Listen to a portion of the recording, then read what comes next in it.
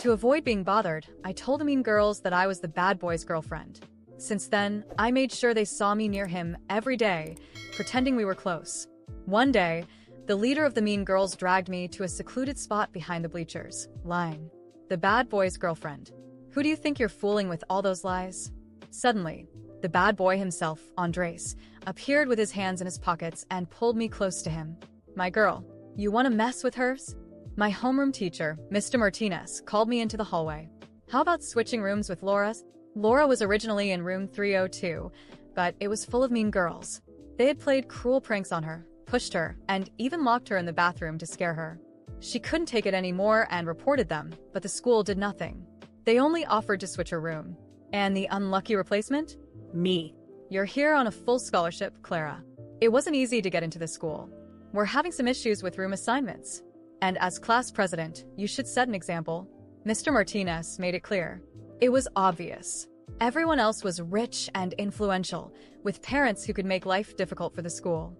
I was the poor one, the easy target. If I went at 302, I would end up like Laura, or even worse. I spent the whole lunch period feeling anxious, trying to find a solution. Then Andres, the school's bad boy, entered through the back door with his crew, slamming it shut behind them. I had an idea. Andres was 6 feet 1 inch, with an attractive and rebellious look that screamed trouble. He was a man of few words, but those words were usually sharp. If he could walk with me to 302, even just once, the mean girls might have to be at least a little nicer to me. At least for a few days. I took my completed English homework and approached Andres, placing it in front of him. Here's today's homework. Andres, absorbed in his mobile game, barely looked up. I moved the sheet closer. It looked like he was about to tear it up, but then he noticed it was already done. Finally, he looked at me. I kept my gaze down. Andres, Mr. Martinez wants you to help me move rooms this afternoon. Andres paused and then silently nodded. The bad boy could smoke, get into fights, and have questionable fashion sense, but in class, he was just another student. Helping a girl move wasn't embarrassing, especially when she had bribed him with a completed assignment. That afternoon, I led Andres, carrying my bags and boxes to room 302. I inserted the key and opened the door. Valeria, the queen bee of the mean girls, was sitting in a chair, surrounded by her clique, like some kind of kangaroo court. Clara, right? In room 302, you follow my rules. I had anticipated that. I let out a slight sigh and stopped at the door. Why are you stopping? Come in. Andres, carrying my things without a care, entered without hesitation. The mean girls froze. What rules? Can we put this on the desk? Andres didn't even bother to look at them as he set my things on the desk. Valeria stammered. Sure? Andres ignored her. He took the rest of my stuff from the hallway, including my bathroom items and mini fridge, and placed them in the bathroom before leaving. I ran after him. Wanna have dinner later? No. Well, make sure to show up at the study hall after dinner. Mr. Martinez has been watching you. I reminded him softly, watching him disappear before closing the door behind me, pretending to be reluctant. The atmosphere in the room had completely changed. You're close to Andres? What's up with you? I offered a shy smile, letting the silence speak for itself. The mean girl's eyes now showed a clear hint of awe. They could bully regular girls, but Andres' girl? That was trouble. I unpacked my things, placing my water bottle in the most convenient spot on the counter. A small victory. The next few days in 302 were surprisingly peaceful. Everyone was much kinder than I had expected. Then, at lunch, I ran into Valeria in the cafeteria, eating alone. Where's Andres? My heart skipped a beat. She was getting suspicious. Just then, Andres and his friends walked out of the gym. I tucked my hair behind my ear and smiled sweetly. Playing basketball as always. Honestly, he plays so much that sometimes he forgets to eat. I ran to the vending machine, bought a Gatorade, and walked over to Andres. Thanks for helping me move the other day, I murmured, placing the drink in his hands before quickly walking away, pretending to be shy. His friends started joking and laughing. Andres might have been tough, but he was undeniably attractive, and girls were always trying to get his attention. To him, I was probably just another girl trying to protect herself. But to me, every little gesture mattered. Seeing Andres holding the drink I had given him without complaining, hearing his friends laugh, gave me the false sense that my strategy was working perfectly. I kept pretending to be comfortable, with a slight smile on my face, while Valeria watched me from afar, her eyes narrow with suspicion. In the days that followed, I maintained the act as carefully as possible. I always made sure to be nearby when Andres was around, without seeming too desperate or obvious. A few words exchanged here, a discreet glance there, and the illusion stayed alive. The mean girls who used to be so intimidating now kept their distance, as if I had some kind of invisible protection. But I knew it wouldn't last forever. And I was right. That afternoon, as I returned to the dorm after literature class, I sensed an unusual presence in the hallway. My instincts told me to run, but before I could react, Valeria and her followers cornered me near the fire escape. "You think we're idiots, Clara?" Valeria hissed, crossing her arms while her friends blocked any way out. "You and Andres, there's nothing between you two. He barely even looks at you." I swallowed hard, trying to stay calm. "I don't know what you're talking about." She laughed, a cold and cruel sound. "Oh, please. Andres may be rude, but he's not blind. Do you really think someone like him would waste his time with someone like you?" Before I could respond, I felt a tug on my arm, shoving me against the wall with force. One of the girls grabbed my hair, twisting it painfully. My heart pounded, but I couldn't scream. Not there, where no one would care. "You think you can play with us, Clara?" Valeria leaned in closer to my face. "Do you think he'll show up and save you now?" I tried to break free, but another shove sent me to the ground. My hands burned as they scraped against the rough concrete, and I tasted blood when I accidentally bit my lip. I curled up, bracing for the worst, but after one last kick to my backpack, Valeria stepped back, satisfied. "Don't worry, we won't do anything for now, but if you keep up this little act, Clara," she lowered her voice and whispered near my ear, "we'll make sure no one believes you anymore." They left laughing, leaving me on the floor, trembling. It took me a while to pull myself together, getting up slowly and feeling the pain spreading through my body. When I finally got back to the dorm, I avoided the mirror. I didn't want to see the marks. The next morning, I tried to hide the bruises as best as I could, wearing long sleeves and cheap makeup, but I couldn't completely conceal the cut on my lip. I walked through the cafeteria with my head down, but Andres saw me. He always seemed like he wasn't paying attention to anything, but in that moment, his eyes met mine, and for a fraction of a second, he really saw me. He dropped his tray on the table and walked over to me, stopping by my side with an expression I had never seen before. Andres looked me up and down and narrowed his eyes. Before I could say anything, he grabbed my arm firmly and pulled up my sleeve, revealing the purple bruises I had tried to hide. "Who did this?" His voice was low but filled with something dangerous. I tried to pull my arm away, but he held it tighter, forcing me to look at him. My heart was pounding so fast, I thought I might faint right there. "It's nothing. I just fell." I tried to lie, but his gaze silenced me instantly. Without saying another word, he turned and stormed across the cafeteria. I knew where he was going, and before I could react, Andres was already at Valeria's table. The entire cafeteria went silent as he slammed his hand on the table, leaning over her. "If I find out you touched her again, you'll regret it." His voice was low but carried a real threat. Valeria let out a nervous laugh, but her eyes showed fear. The other girls couldn't even look at him. "Andres, you know that." "Shut up." He cut her off, staring her down. "I said don't touch her. This is your warning." With that, he walked away, grabbing his tray and leaving as if nothing had happened. The entire cafeteria remained silent, with all eyes on me. I wanted to disappear, but at the same time, a strange feeling took over me. For the first time, Andres had done something for me without me asking. He cared somehow. After that day, something changed between us. He started being around more present. He didn't talk much, but he always appeared when I needed him. When the girls gave me dirty looks, just one glance from Andres was enough to make them look away. And suddenly, I didn't have to pretend so much anymore. I started observing him differently. There was something more to him beyond the rebellious look and tough attitude. He had a strange way of showing concern, but it was real. And I, who once only used him for protection, started to wonder, what if he really cared? Slowly, we started running into each other more often.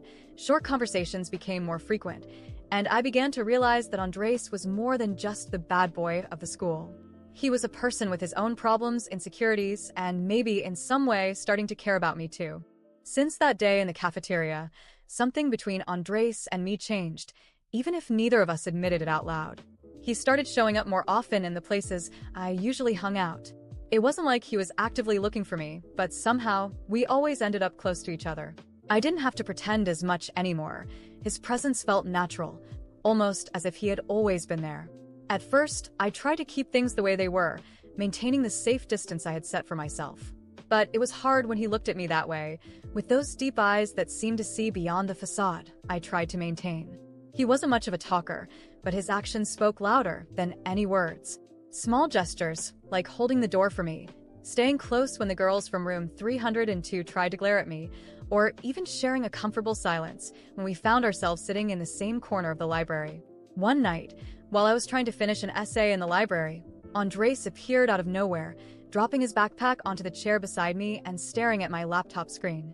"What are you writing?" he asked in a low, husky voice, resting his chin on his hand. I tried not to seem nervous about his proximity. "Literature essay. I have to finish it by tomorrow." He nodded, not taking his eyes off the screen. "Sounds boring?" I laughed, surprising even myself. "Yeah, a little." To my surprise, he stayed there, watching me type, occasionally making short comments about the music playing in my headphones or how annoying the teacher was. It was strange, but also comforting. Little by little, Andres became a constant in my life, and the barrier I had built around myself began to crack. One afternoon, while I was organizing some things in my locker, I heard his voice behind me.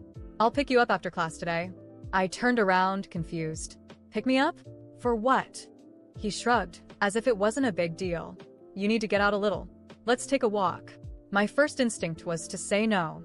I never went out, always staying in the dorm or focusing on my studies, but the casual way he said it made me hesitate. There was something about him that made me want to say yes.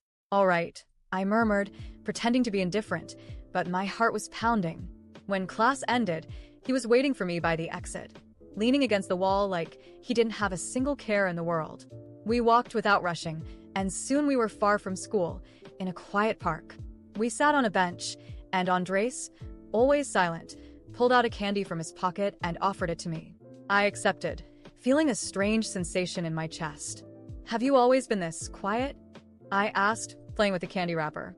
He glanced at me sideways, a small smile tugging at the corner of his mouth. "Only when there's nothing to say." I chuckled softly. I thought bad boys were supposed to be louder. He let out a light laugh, and for the first time, I noticed how rare and genuine it sounded. Not everything they say about me is true. I stayed quiet, letting his words sink in. Somehow, it seemed obvious now. Andres wasn't just the bad boy of the school. He had layers, and more, I wanted to uncover them all. Days passed, and our interactions became more frequent. He would show up at the library, sit with me in the cafeteria, and even start small conversations in the hallway. The girls from room 302 still looked at me with disdain, but they didn't dare touch me anymore. Andres had made his message clear, and everyone knew that messing with me meant messing with him. One night, as we were walking back to the dorm together, a light rain began to fall. We ran for cover under a canopy, laughing as if it were the most fun thing in the world. We were so close that I could feel the warmth of his body beside me. My laughter faded slowly, and when I looked at him, I noticed he was looking at me differently, more intensely. "Why do you do this?" I asked, my voice barely above a whisper. He didn't answer right away. His eyes studied my face, as if taking in every detail, before finally murmuring, "Because I care." My heart skipped a beat. There was no lie in his eyes, just a raw sincerity that made me feel vulnerable in a way I had never felt before. For a moment, I thought about looking away, pretending that nothing was happening, but I knew it was too late. From that night on, everything changed. We spent more time together, and what once was a convenient lie turned into something real. Andres protected me, not because I had convinced him to, but because he wanted to. And me? I could no longer deny what I felt. The stolen glances turned into subtle touches, the silences between us became comfortable, and every moment by his side felt more meaningful than I was willing to admit. Andres was everything I never thought I needed, and yet, he was there, becoming an undeniable part of my life. I had started it all with a lie, but now, I was living a truth I never imagined possible. After that rainy night when Andres told me he cared about me, something inside me changed completely. I no longer saw him as just the school's troublemaker, the guy everyone avoided and feared. I started noticing his nuances, the way his silences spoke louder than words, how he observed everything around him with a tired look, as if he was used to being judged without anyone truly trying to know him. I didn't know how, but every time we were together, the lie I had made up to protect myself started to feel more real. And one day, it became crystal clear. We were sitting on the staircase behind the gym, where he liked to spend time when he wanted to be away from everyone. The sun was setting, painting the sky in shades of orange and purple, and I felt at ease sitting there beside him. Andres played absent-mindedly with an unlit cigarette between his fingers, lost in thought, and before I realized it, I broke the silence. Andres, why do you always act like you don't care about anything? My voice came out softer than I intended. He sighed, looking at the horizon before turning his eyes to me. Because people only see what they want to see anyway. I stayed silent, waiting for him to continue. Andres didn't usually open up, so I knew I had to take advantage of this moment. Ever since I was a kid, everyone treated me like I was a problem, he said with a bitter laugh. Teachers said I was hopeless. My parents fought with me like I was a ticking time bomb. And me? Well, he shrugged. I just followed the script they wrote for me. I swallowed hard. That explained a lot. The way he carried the weight of the world on his shoulders, how he never bothered trying to explain himself to anyone. Everyone saw him as the bad boy, so he simply embraced the role, even if deep down it wasn't who he really wanted to be. But you're more than that, I murmured, watching his face closely. I've seen it, you care. Maybe not in the way people expect, but you do. He looked at me for a long moment, as if trying to figure out if I was saying that because I truly believed it or just out of pity. Then, he shook his head, letting out a soft laugh, but without his usual sarcasm. You're weird, Clara, he said, tossing the cigarette away. But I think I like that. I felt my face heat up, but before I could say anything, he abruptly changed the subject. And those bitches? What are we gonna do about them? I turned to him, surprised. What do you mean? He smirked, that mischievous grin I had already learned to recognize. You really think I'm gonna let what they did to you slide? After everything, I think it's time we got even. For a second, I hesitated. I wasn't the vengeful type, but the memory of the fear I felt when Valeria and her followers cornered me was still fresh in my mind. They hadn't paid for it, and now, with Andres by my side, I knew I didn't have to hide anymore. What do you have in mind? I asked, trying to hide a smile. Andres leaned in closer, his eyes gleaming with mischief. Just watch. The next day, school went on as usual. Valeria and her group strutted through the hallways as always, flaunting their arrogance and thinking they still had control over everything. But Andres had a plan, and I just had to play along. The first part involved a simple anonymous message to the principal, exposing all the pranks Valeria and her friends had pulled over the semester. Everything from sabotaging other students to petty theft in the cafeteria. Of course, it was all carefully documented, thanks to Andres and his friends' discreet surveillance. Watching the principal call Valeria into his office in the middle of the hallway, with everyone watching, was just the beginning of her humiliation. Then came part 2. During lunch break, Andres made sure to pull me into the middle of the cafeteria, right in front of Valeria and all her followers, and without any warning, he kissed me. Not just any kiss, but one of those breathtaking ones that made everyone stop and stare. When we finally pulled apart, the shock on the girls' faces was priceless. Just so we're clear, Andres said loud enough for everyone to hear. Clara doesn't have to fake anything. She's really my girlfriend. The cafeteria erupted into murmurs, laughter, and whispers.